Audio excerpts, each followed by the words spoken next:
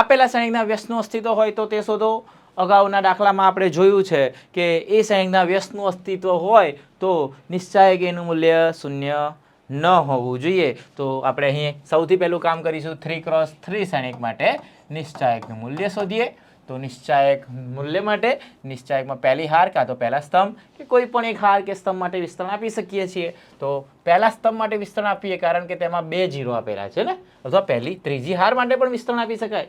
વિસ્તરણ તો કોઈ પણ માટે આપી શકો। તો પહેલા સ્તંભ માટે વિસ્તરણ આપીએ તો 1 માટે અહીં આપણને હારને સ્તંભ હાઈડ કરી દેવામાં આવે તો 2x2 નિશ્ચાયક જે છે દ્વિહાર નિશ્ચાયક એનું સાદરૂપ થશે 5 દુ 10 માઇનસ 0 અને બાકીના બે ઘટક તો 0 જ છે એટલે એનું મૂલ્ય તો 0 જ રહેશે। તો આમ નિશ્ચાયકનું મૂલ્ય 10 મળે છે। એ શ્રેણીકના નિશ્ચાયકનું મૂલ્ય 10 છે અને 10 છે માટે જે 0 નથી માટે એવું કહેવાય કે A ઇન્વર્સનું અસ્તિત્વ છે। અને જો A ઇન્વર્સનું અસ્તિત્વ હોય તો આપણે શું કરવું પડે? A ઇન્વર્સનું અસ્તિત્વ હોય તો A ઇન્વર્સનું જે સૂત્ર છે 1 નિશ્ચાયક A ઇન્ટુ એડજોઇન્ટ A, એમાં એડજોઇન્ટ A શોધવો પડે ને એડજોઇન્ટ A શોધવા માટે આપેલા દરેક ઘટકોના સહ અવયવ શોધવા પડે।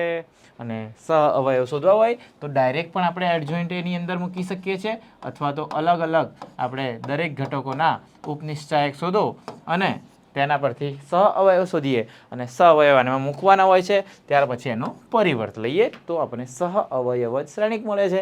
તો અહીં આપણે દરેક ઘટક જેમ કે 1 માટે હારને સ્તંભને હાઈડ કરી દેવામાં આવે તેનો ઉપનિશ્ચાયક મળે 10 માઇનસ 0 એટલે કે 10 દરેકના આપણે ઉપનિશ્ચાયક જ મૂકીએ પહેલાં, બરાબર છે। 2 માટે મૂકીએ તો 0 માઇનસ 0 એટલે કે 0, 3 માટે મૂકો તો 0 માઇનસ 0 એટલે કે 0, ત્યાર પછી આ 0 માટે મૂકીએ બીજી હાર પહેલા સ્તંભ માટે તો 10 માઇનસ 0 એટલે કે 10, ત્યાર પછી આ 2 માટે 5 માઇનસ 0 એટલે કે 5, 4 માટે જોઈએ તો 0 માઇનસ 0 એટલે કે 0, ત્યાર પછી ત્રીજી હારમાં 0 પહેલા સ્તંભ માટે 0 માટે જોઈએ તો 8 માઇનસ 6 એટલે કે 2, તેવી રીતે આ 0 માટે જોઈએ તો 4 માઇનસ 0 એટલે કે 4 અને અંતિમ પદ 5 માટે 2 માઇનસ 0 જે મળે છે 2। આ આપણે ઉપનિશ્ચાયક શોધ્યો, પરંતુ મેં તો વાત કરી સહઅવયવ શોધવા પડે। તો સહઅવયવમાં શું હતું કે ભાઈ બીજું પદ જેની નિશાની બદલવાની પ્લસ હોય તો માઇનસ, 0 હોય તો 0 જ રાખીશું। ચોથું પદ, છઠ્ઠું પદ પણ એમાં 0માં કોઈ ચેન્જીસ કરતા નથી, બરાબર છે। એટલે 0 અહીં 0 માઇનસ કે 0 પ્લસ કોઈ મેટર કરતું નથી, 0 તો 0 જ હોય છે, બરાબર, પ્લસ લખો કે માઇનસ અહીં। અને 8મું પદ એમાં પણ નિશાની બદલવાની। આમ જોવા જો પહેલું બીજા પદની ત્રીજું ને ચોથું, પાંચમું ને છઠ્ઠું, સાતમું ને આઠમું, તો આટલા પદો માટે તમારે નિશાની બદલી કાઢવાની। એટલે આ આખો જે ઘટકો મળ્યા એ સહઅવયવ કહીશું અને એના શ્રેણીકના પરિવર્તને આપણે સહ અવયવ શ્રેણીક કહીએ છીએ।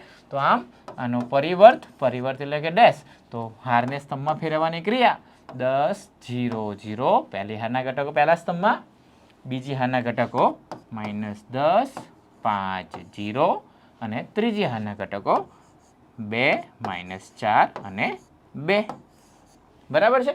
તો આ આપણો સહ અવયવ શ્રેણીક થઈ ગયો, પરંતુ આપણે શોધવાનો છે A ઇન્વર્સ। તો A ઇન્વર્સનું સૂત્ર વિદ્યાર્થી મિત્રો યાદ કરી લઈએ કે A ઇન્વર્સ એટલે 1 નિશ્ચાયક A ઇન્ટુ એડજોઇન્ટ A, બરાબર છે। તો આમ નિશ્ચાયકનું મૂલ્ય છે 10 છે એટલે 1/10 લઈશું કેમ કે નિશ્ચાયક એ છેદમાં છે, જ્યારે એડજોઇન્ટ એ અંશની અંદર છે તો એડજોઇન્ટ એટલે સહ અવયવ જ શ્રેણીક।